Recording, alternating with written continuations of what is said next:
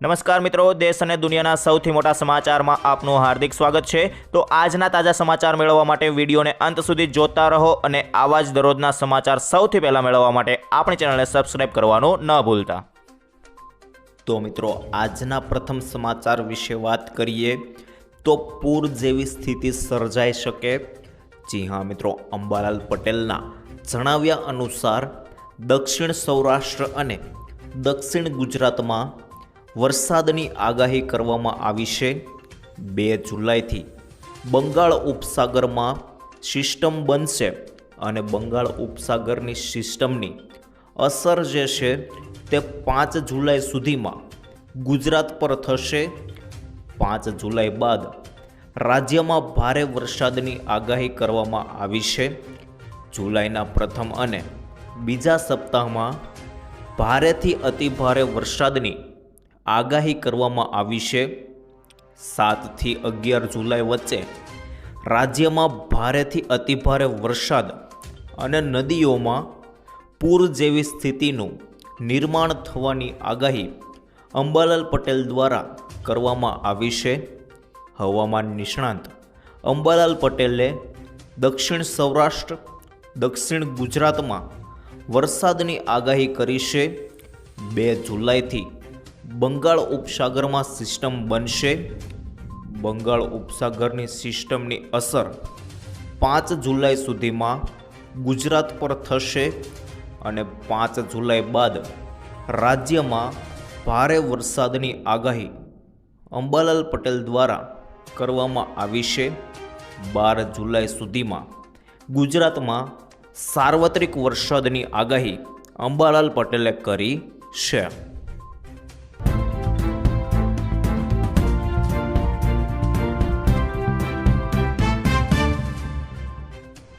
ત્યારબાદ આગળ જોઈએ તો હવે ઘરે બેઠા જાણો ગામનો હિસાબ। જી હા મિત્રો, ઘણીવાર આપણને પ્રશ્ન થાય છે કે સરકાર ગામના વિકાસ માટે લાખો રૂપિયા ફાળવે છે, છતાં રસ્તાઓ કેમ જર્જરિત છે અથવા પીવાના પાણીની સમસ્યા કેમ ઉકેલાતી નથી। તો મિત્રો, ગામના વિકાસના પૈસા ક્યાં વપરાય છે તેની અજાણતા જ ભ્રષ્ટાચારને પોષે છે। પરંતુ યાદ રાખજો, લોકશાહીમાં જાગૃત નાગરિક જ સૌથી મોટું નિયંત્રક છે। ગુજરાતના પંચાયતી રાજમાં આવેલી ડિજિટલ ક્રાંતિએ હવે સામાન્ય નાગરિકના હાથમાં સત્તાનું રિમોટ કંટ્રોલ આપ્યું છે। જી હા મિત્રો, ઈ-ગ્રામ સ્વરાજ નામની તમારા મોબાઈલમાં પંચાયતનું સરવૈયું તમારા ગામની પંચાયત પાસે કેટલી ગ્રાન્ટ આવી અને તે ક્યાં ખર્ચાય તે જાણવા માટે હવે કોઈને આજીજી કરવાની જરૂર નથી। ઈ-ગ્રામ સ્વરાજ પોર્ટલ એટલે કે મિત્રો egram.gov.in નામની વેબસાઇટ પર જઈને તમે ગામની આર્થિક પ્રક્રિયાને સંપૂર્ણ પારદર્શક રીતે જોઈ શકો છો। અને આ પોર્ટલ પર વાઉચર્સ બુક્ડ અને વાઉચર્સ ફ્રોઝન વિભાગ અત્યંત મહત્ત્વના છે। ફ્રોઝન વાઉચરનો અર્થ છે કે મિત્રો હવે આ ડેટામાં કોઈ ફેરફાર કે છેડછાડ થઈ શકશે નહીં।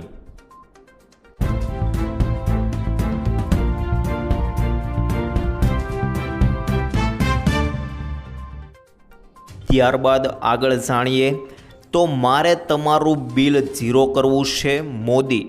જી હા મિત્રો, સાબરકાંઠામાં પીએમ મોદીએ ચૂંટણી સભાને સંબોધતા ખાસ કરીને કહ્યું હતું કે મારે તમારું વીજ બિલ ઝીરો કરી દેવું છે, પેટ્રોલનું બિલ પણ ઝીરો કરી દેવું છે। આ વાતો હવામાં નથી, અમારી પાસે યોજના છે તેવું પીએમ મોદીએ કહ્યું હતું। અને પીએમ મોદીએ વધુમાં પણ કહ્યું હતું કે તમે વીજળીનું બિલ ભરો છો, મોદી એવા દિવસો લાવશે કે તમે એમાંથી કમાણી કરશો।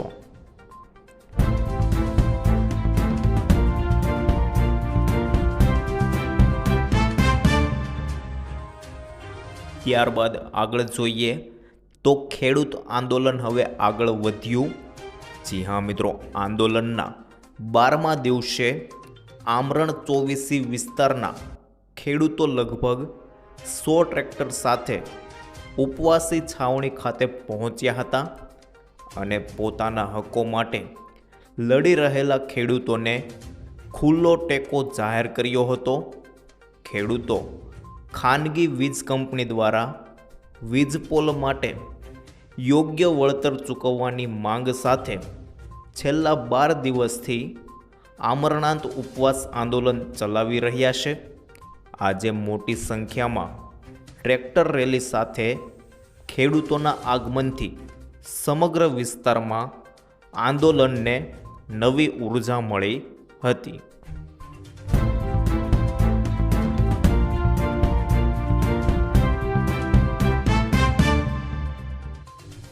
ત્યારબાદ આગળ જોઈએ તો નવો નિયમ લાયસન્સ, આધાર અને આરસીને લઈને. જી હા મિત્રો, યુનિયન રોડ ટ્રાન્સપોર્ટ સેક્રેટરી ઉમાશંકરે જાહેરાત કરી છે કે ડ્રાઇવિંગ લાયસન્સ અને આરસી બુકમાં એડ્રેસ આધાર કાર્ડ મુજબ જ હોવું જરૂરી છે. ડ્રાઇવિંગ લાયસન્સ ધારકોએ પોતાનું નામ, સરનામું તથા મોબાઈલ નંબર અને અન્ય વિગતો આધાર કાર્ડ મુજબ કરાવવાની રહેશે. એવો નિયમ લાવવા સરકાર વિચારી રહી છે.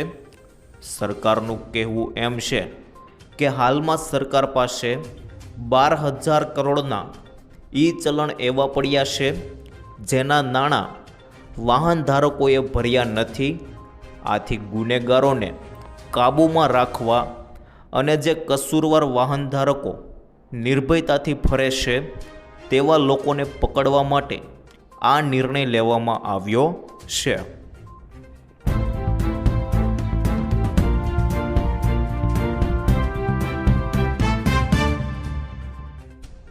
ત્યારબાદ આગળ જોઈએ તો રેશન કાર્ડમાં થયા મોટા બદલાવો. જી હા મિત્રો, દેશમાં રાશન સિસ્ટમને સરળ બનાવવા માટે સરકાર સતત ડિજિટલ સુવિધાઓ પર કામ કરી રહી છે. તાજેતરમાં સરકારે એક સુવિધા અમલમાં મૂકી છે જે રાશન કાર્ડ ધારકોને એક જ રેશનિંગ દુકાનમાંથી અનાજ ખરીદવાની જરૂરિયાતને દૂર કરે છે. હવે તમે તમારી સુવિધા મુજબ કોઈપણ રેશનિંગ દુકાનમાંથી અલગ અલગ અનાજ ખરીદી શકો છો.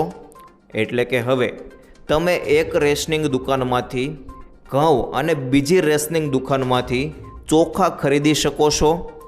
આ ફેરફારનું સૌથી મહત્ત્વનું પાસું એ છે કે તમારે હવે રાશન મેળવવા માટે લાંબી લાઈનોમાં ઊભા રહેવું, મશીન દ્વારા તમારી અંગૂઠાની છાપ સ્વીકારવામાં ન આવવાને કારણે તમારું સંપૂર્ણ રાશન ન મળવું અથવા દુકાનમાં અનાજની અછતને કારણે તમારું સંપૂર્ણ રેશન ન મળવું જેવી સમસ્યાઓનો સામનો કરવો પડશે નહીં. હવે તમારી જરૂરિયાતોને આધારે તમે એક દુકાનમાંથી ઘઉં અને બીજી દુકાનમાંથી ચોખા ખરીદી શકો છો. આ માહિતી કેન્દ્રીય રાજ્યમંત્રી BL વર્માએ આપી હતી.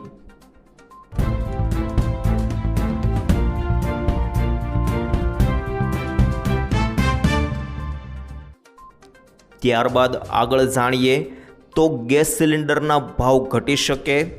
જી હા મિત્રો, દર મહિનાની પ્રથમ તારીખે ઓઇલ માર્કેટિંગ કંપનીઓ ઘરેલું અને કોમર્શિયલ LPG સિલિન્ડરના નવા ભાવ જાહેર કરે છે. 1 જુલાઈએ પણ નવા દર અમલમાં આવશે. આંતરરાષ્ટ્રીય બજારમાં ક્રૂડ ઓઇલની કિંમતો અને અન્ય પરિબળોને આધારે ભાવમાં વધારો કે ઘટાડો થઈ શકે છે.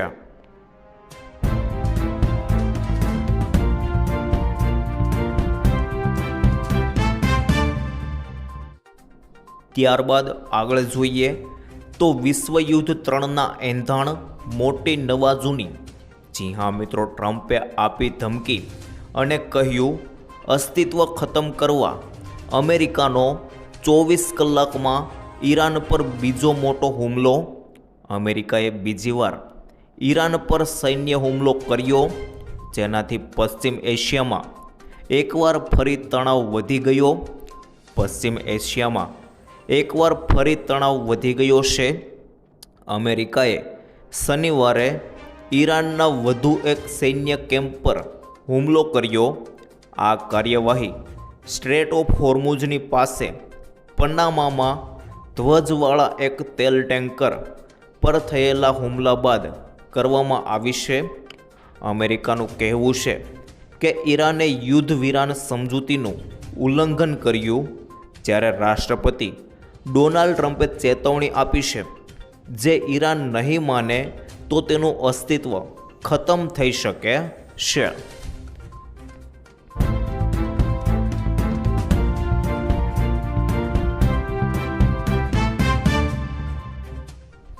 ત્યારબાદ આગળ જોઈએ તો 10, 20, 50 અને 100ની નોટ શું બંધ થશે?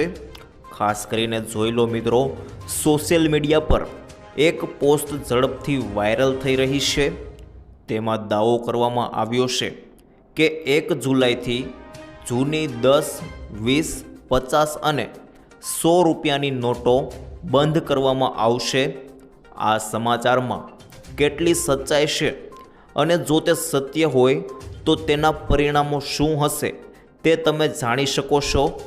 આ બાબતે સરકારે શું કહ્યું તે જાણીએ તો સોશિયલ મીડિયા પર વાયરલ થઈ રહેલી પોસ્ટ એક પોસ્ટર છે જેના પર બેંક ઓફ મહારાષ્ટ્રના લોગો સાથેનું પોસ્ટર છે. પોસ્ટરમાં સ્પષ્ટપણે જણાવાયું છે કે 1 જુલાઈ 2026થી 10, 20, 50 અને 100 રૂપિયાની નોટો બંધ કરવામાં આવશે. તેમાં એમ પણ કહેવામાં આવ્યું છે કે પ્રતિબંધ નથી નોટો પર લાગતો પડતો, પરંતુ ફક્ત 2005 પહેલાં છાપેલી નોટો જ બંધ કરવામાં આવશે.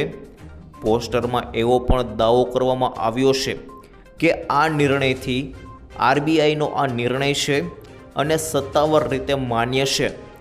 પીઆઈબીએ આ પોતાના સત્તાવાર એક્સ એકાઉન્ટ પર પોસ્ટ કરીને ફેક ગણાવતા લખ્યું કે બેંક ઓફ મહારાષ્ટ્રની જે નોટિસ ઓનલાઈન શેર કરવામાં આવી રહી છે તેમાં કરવામાં આવેલા બધા દાવા ખોટા છે.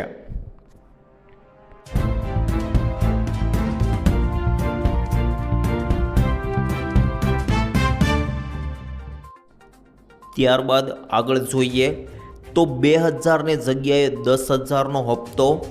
ખાસ કરીને જોઈ લેજો મિત્રો, હિમાલય પ્રદેશના સોલનમાં ડૉક્ટર YS પરમાર બાગાયત અને વનીકરણ યુનિવર્સિટી ખાતે આયોજિત એક કાર્યક્રમમાં ઉપાધ્યક્ષ જગદીપ ધનખડે ખેડૂતોને માત્ર ખોરાક આપનારા જ નહીં પરંતુ દેશના ભાગ્યના ઘડવૈયા પણ ગણાવ્યા.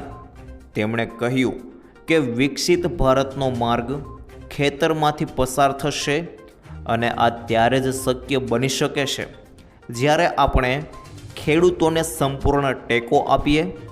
તેમણે પ્રધાનમંત્રી કિસાન સન્માન નિધિ યોજનામાં વધારો કરવાની જરૂરિયાત પર ભાર મૂકતા કહ્યું કે હાલમાં આપવામાં આવતી ₹6,000ની રકમ ફુગાવા અનુસાર વધવી જોઈએ. તેમણે સૂચન કર્યું કે જો આ સહાય સીધી ખેડૂત પરિવારોને આપવામાં આવે તો તેનો ઘણો ફાયદો થશે. તેમનું માનવું છે કે 6,000ને બદલે આ રકમ વાર્ષિક ₹30,000 થવી જોઈએ.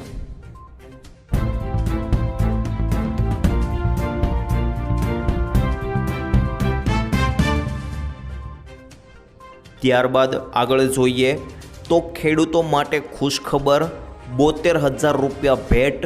જી હા મિત્રો, ખેડૂતોને પાણીનો સંગ્રહ કરવા માટે મોટો ટાંકો બનાવવા સરકાર તરફથી આપવામાં આવશે 50,000થી લઈને 75,000 સુધીની આર્થિક સહાય, જેમાં સામાન્ય જાતિના ખેડૂતોને કુલ ખર્ચના 50% અથવા 50,000ની સહાય અને જનજાતિના ખેડૂતોને કુલ ખર્ચના 75% અથવા ₹75,000 સહાયના રૂપે આપવામાં આવશે.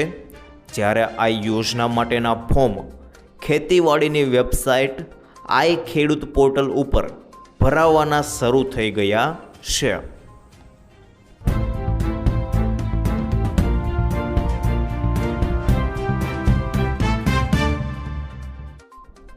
ત્યારબાદ આગળ જાણીએ તો ભારતની સુરક્ષાને લઈને પીએમ મોદી, ખાસ જોઈ લેજો મિત્રો, પ્રધાનમંત્રી નરેન્દ્ર મોદીએ રવિવારે સવારે 11 વાગ્યે પોતાનો લોકપ્રિય માસિક રેડિયો કાર્યક્રમ મન કી બાતના 135મા એપિસોડના માધ્યમથી દેશવાસીઓને સંબોધિત કરતા વર્ષ 2026ના શરૂઆતના 6 મહિનામાં દેશ દ્વારા સુરક્ષા અને આત્મનિર્ભરતાના ક્ષેત્રમાં પ્રાપ્ત કરવામાં આવેલી અનેક ગૌરવશાળી સ્વદેશી ઉપલબ્ધિઓની વિગતવાર ચર્ચા કરી હતી.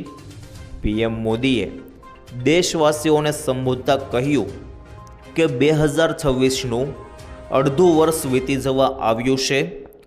આ 6 મહિનામાં આપણે મન કી બાતમાં દેશવાસીઓની અનેક સિદ્ધિઓ પર ચર્ચા કરી છે. જૂન મહિનામાં પણ દેશે કેટલીક એવી સિદ્ધિઓ હાંસલ કરી છે જે દરેક દેશવાસી ગૌરવભરી છે. આ સફળતાઓ દેશની સુરક્ષા અને આત્મનિર્ભરતા સાથે જોડાયેલી છે. તાજેતરમાં જ મને કોલકાતામાં નૌકાદળ સાથે જોડાયેલ એક કાર્યક્રમમાં સામેલ થવાની તક મળી. ત્યાં આઈએનએસ દુનાગીરી, આઈએનએસ સંશોધક અને આઈએનએસ અગ્નયે ભારતીય નૌકાદળના કાફલામાં સામેલ કરવામાં આવ્યા. આ શિપ્સની ડિઝાઇનથી લઈને મેન્યુફેક્ચરિંગ સુધી બધું જ સ્વદેશી છે.